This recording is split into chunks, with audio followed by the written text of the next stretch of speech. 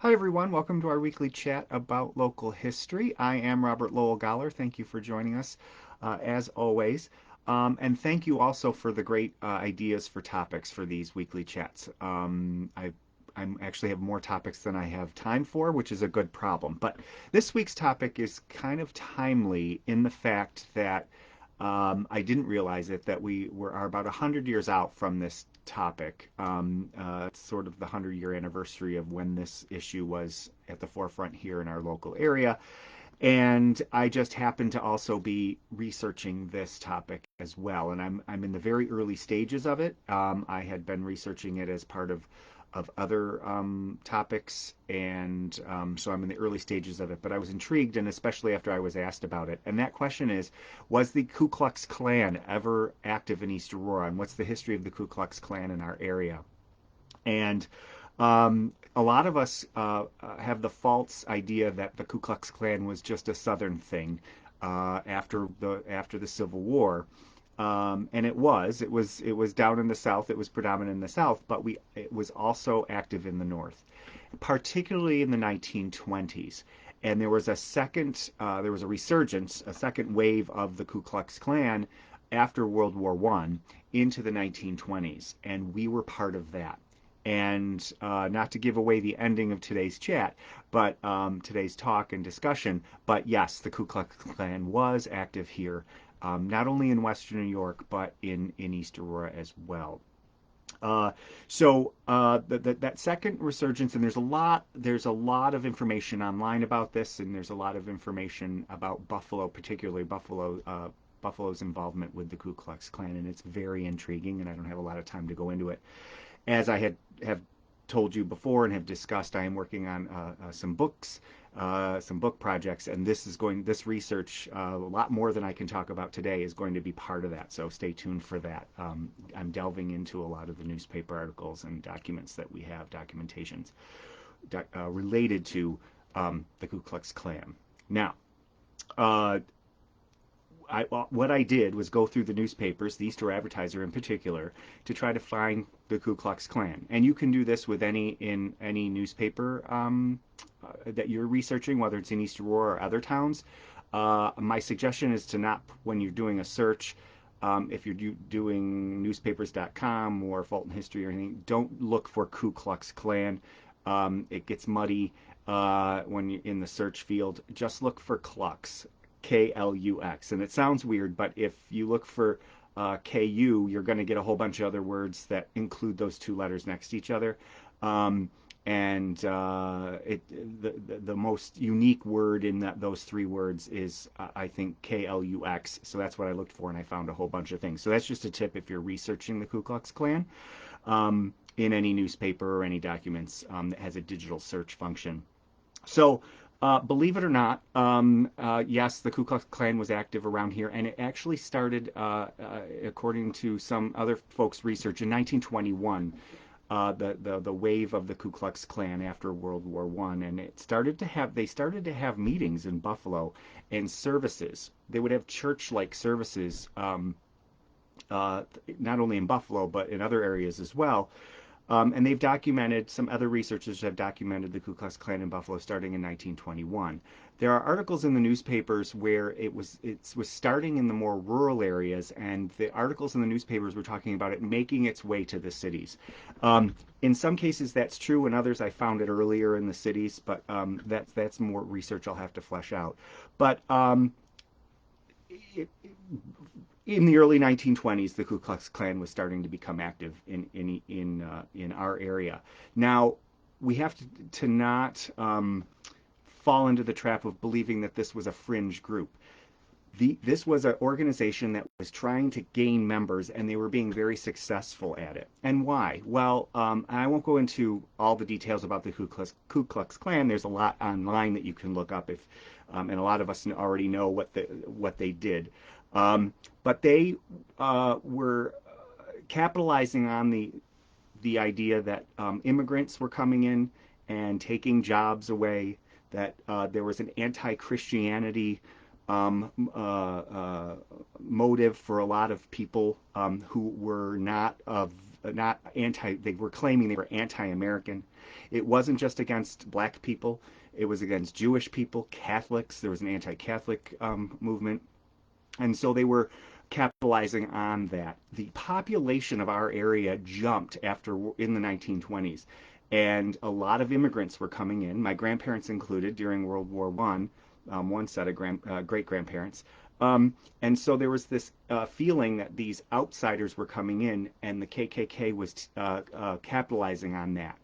Um, in the South, after Civil War, they were capitalizing on the new freedoms or supposed freedoms for Black Americans, former enslaved folks. Up here and in the South in the 1920s, it was an anti-immigrant movement, and that there was this idea that non-Americanism, non-patriotic people were taking over society. Some of this might sound familiar to the rhetoric today. Um, so that's what they were capitalizing on. And they were not a fringe group in the fact that they weren't having secret meetings necessarily. In one case, I found in Machias, they were having a meeting in the town south of East Aurora. They were having meetings at the town hall. There's no more prominent place in town than the town hall, than maybe the post office, but they were having the meetings at the town hall. And they would advertise these meetings in the newspapers. They would put leaflets around, and the organizations were incentivizing their members to get new members, and so they were trying to appeal to this anti-immigrant, anti-patriotic, this patriotic sense that there are anti-American people and anti-patriotic people out there we needed to save the country from. And that was what was motivating the membership to the KKK in Western New York in particular, and that's what I'll talk about. It was happening across the nation, but in Western New York in particular, it was obvious. It was very apparent from newspaper articles that this was happening. And another effort that the Ku Klux Klan actually was very active in was the anti-drinking prohibition. Remember, prohibition was active during the 1920s. It was in the Constitution, and so they would take it upon themselves to go around in regalia, in their Ku Klux Klan regalia, the hood, the white robes, and go into bars and taverns usually out in the middle of nowhere, and raid the bar and smash bottles and things like that. And the sheriffs of these places, the sheriff of Erie County in particular, was noting that these places weren't necessarily selling alcohol. They were, selling other things, or just a restaurant. And the Ku Klux Klan would go in and would raid the restaurant and scare people, and that was part of their efforts as well. So in addition to those efforts, they were also having very, very public meetings. And yes, they were burning crosses. We get this idea from the movies and from studying history that the cross burning was happening in the South after the Civil War. It was happening here. And actually, there was reports in the East Aurora Advertiser of other places around where they had reports of a cross burning. In Williamsville, right at the corner of Main and Transit Road, that's Williamsville. There was a cross burning after a 4-hour meeting I believe it was in 1924. For July 4th, to celebrate the 4th of July in 1924, a cross was burned on Jameson Road, just north of East Aurora. And this is what was documented in the newspaper. And that was documented in the East Aurora Advertiser. So summer of 1924 seems to be when the Ku Klux Klan was at its height here in our area, including in East Aurora. There was actually a meeting of a Ku Klux Klan meeting on Main Street in East Aurora. It was held in late October of 1923. And this former Baptist minister, so what they did is they passed out leaflets and posters to have you come to this meeting about the Ku Klux Klan. And it was held at the Board of Trade building, which was at the corner of Main and Payne Street, where our police department is located today. The former Village Hall building, where the courts and the police are today, that's where the Board of Trade building was, and that's where this meeting was held. Like I said, they weren't hiding. The Ku Klux Klan was having meetings in public buildings. They weren't having them, in someone's basement somewhere, or an attic, or in a hiding somewhere. They were having them right on Main Street, including here in East Aurora. And so they passed out these leaflets. Well, a lot of people, according to the newspaper reports, went just out of curiosity. But what would happen is they'd go out of curiosity, and then they would get roped into the rhetoric, and then all of a sudden they were members. And that was what they were trying to do. And so there's a lot of historians who are arguing that some of the members, at least, were not necessarily full-fledged Ku Klux Klan members, but they joined because parts of the rhetoric that they were hearing appealed to them. Anti-immigrant, anti-Catholic, anti-black rhetoric. Now, at this meeting, the East Aurora Advertiser actually had a correspondent, or someone went there and they put a report in the newspaper, and it was several paragraphs long, and it was definitely an anti-KKK column in response to this meeting. And a former Baptist minister who was part of the KKK, who in fact went and spoke in Niagara Falls after he had spoken here in East Aurora, talked about the evil black people. That's what he was saying, was that were trying to marry your white daughters, and that's literally what he said. And he was telling these stories about groups of black men who were taking blood oaths. They would cut themselves and take a blood oath to vow to only marry white women. And he's telling this story. Of course, there was no basis in fact for it, but he was telling this story, and they actually said in the article that it was an attempt to not only get men riled about it, but women, especially to appeal to the senses of the women in the crowd. And it worked. So these stories were being told as if they were true, but they weren't. And so, but people didn't have the internet back then or anything like that. And so they were believing these stories. So they were brought into this meeting of the Ku Klux Klan right here in East Aurora on Main Street. And according to the report, people were joining the Ku Klux Klan as a result of these meetings, one of which was held in East Aurora. Now, the report in the Advertiser was basically criticizing the Ku Klux Klan meeting on Main Street, basically saying if anybody believed these stories that this former Baptist minister was telling about black men, there was something wrong with you, that you just couldn't. The stories were so off the wall and gruesome. And they even made a reference to Edgar Allan Poe, and how the stories were more out of Edgar Allan Poe than out of Poe and Halloween, because it was the week before Halloween, than based out of reality. So the Advertiser was taking the Ku Klux Klan to task over this meeting that was held on Main Street. And but that's what they did. They appealed to the senses, and the truth didn't really matter. Whether or not the stories that these people were telling about black people, Catholics, Jews, didn't matter. It was appealing to the senses, and they would successfully get hundreds of people to join the Ku Klux Klan. And that's what happened. So there were, like I said, there were cross burnings. One of the most interesting one that I found was they didn't actually burn the cross. There was actually, the automobile was coming into fashion here, and there was one report of they took light bulbs and they shaped them on wood in the shape of a cross, and they used their car battery to light the cross during a parade in one of the towns that they were having a Ku Klux Klan parade. And they would have a parade in these small towns, and it was more part of daily life than I think we want to give credit to the KKK and how successful they were. So, not a fringe group. They were very successful in getting members.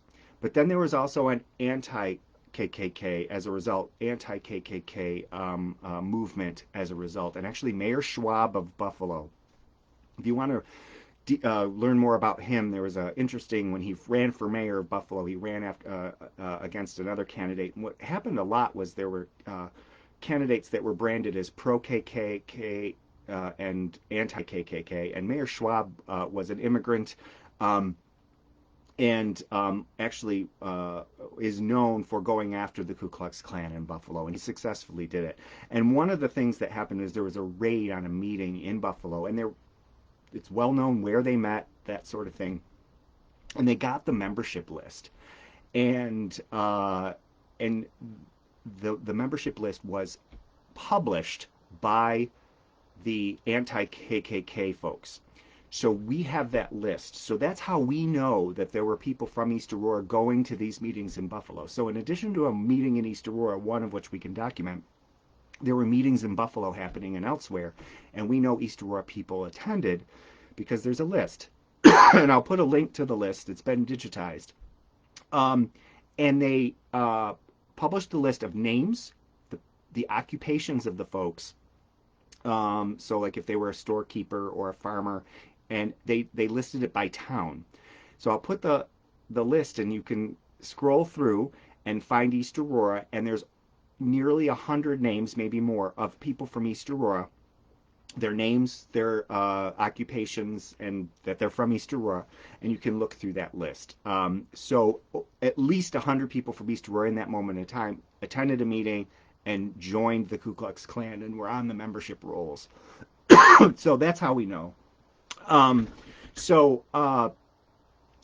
After that, Mayor Schwab and other anti-KKK folks were successful in breaking up the KKK in Buffalo, but the sentiment certainly was still around.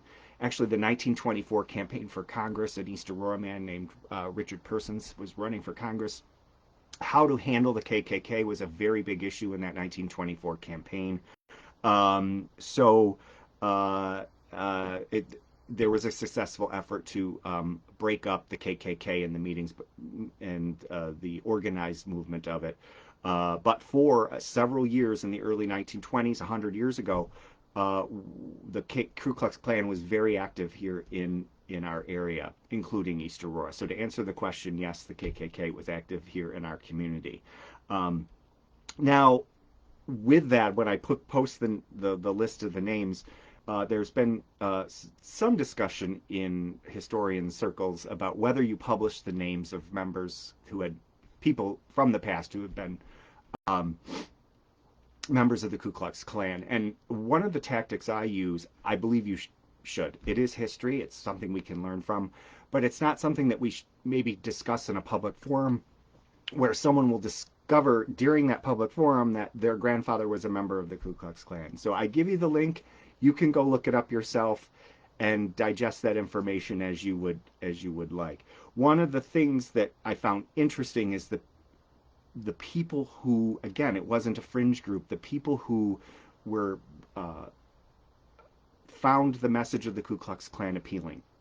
And what happened during that period of time is we think of the 1920s as the Roaring 20s. Well, it was for rich people, and the stock market was doing very, very well, especially in the late 1920s. But for a large portion of the population, rural farmers, typically lower income folks, they weren't doing well. The income gap actually increased during the Roaring 20s. So not everybody was seeing that economic boom, particularly farmers. So people at the top were making more money, but people in the middle class, quote unquote, and in the lower end of the economy were not. And the Ku Klux Klan was appealing to this us-them attitude during that period of time, that these people were feeling that the government was giving their money to other people, including immigrants, including sometimes rich people. So the income inequality during that period of time was made it attractive for some people to listen to the message of groups like the Ku Klux Klan, and they were very successful in it.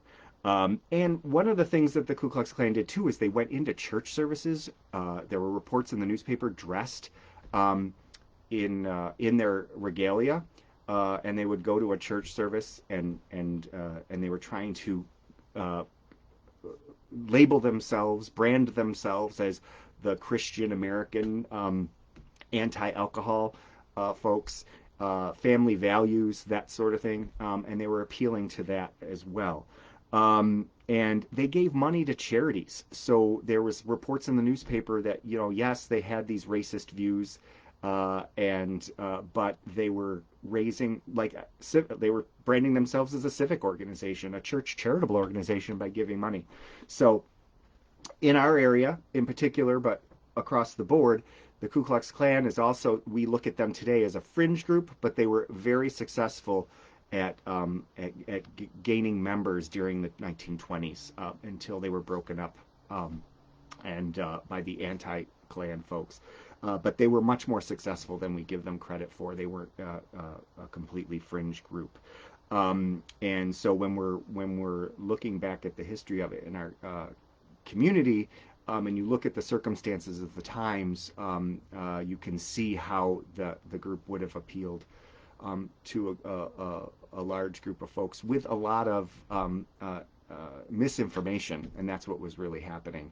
And people were afraid, and people were upset that they were not succeeding in the economy as much as they were being told they should have been. And the Roaring Twenties weren't roaring for everybody, and so there was a lot of things that fed into the success of the Ku Klux Klan in our area. So yes, East Aurora was part of it, not in the center of it necessarily, but there was at least one meeting of the Ku Klux Klan on Main Street, and a cross burning on Jameson Road for sure. And certainly because of the documented membership lists, we know that a whole bunch of people, hundreds of people, in some cases a few thousands of people, went to these meetings. So no doubt that people from East Aurora would have gone up to the Ku Klux Klan meetings, either in Buffalo, Williamsville, or in some cases perhaps just down the road on Jameson Road. And certainly there were probably some here at East Aurora. They weren't all documented, but certainly we would have had them here. So I hope that answers the question. Stay tuned for more research. Like I said, I'm in the very early stages of looking into the KKK and its involvement here in our community. And it's one of those things, we talked about bad history, like some things we just want to forget. I talked about that in a previous video, but we have to look at this stuff. We can't ignore parts of our history that might be unsettling, because we have to learn from it. And sometimes some of these things that we're uncovering in history, we're realizing are being repeated today. Maybe not in the same way, maybe not in the same, using the same language, but some of the elements of our history are repeating themselves, which is why we have historians discussing it. Yes, the Ku Klux Klan was in East Aurora, and we can learn from it, and hopefully I can uncover some more information as I delve deeper into its history in our community. So thank you for the great idea. Keep the ideas coming. Again, I'm Robert Lowell Goller. I'm the Town and Village Historian, but these videos and a lot of my research are not officially connected to my position as Town and Village Historian. If you have any comments or ideas, please send them my way, either through the comment section or send me a private message. And as always, thank you for keeping history alive, and we'll see you next time. Thanks.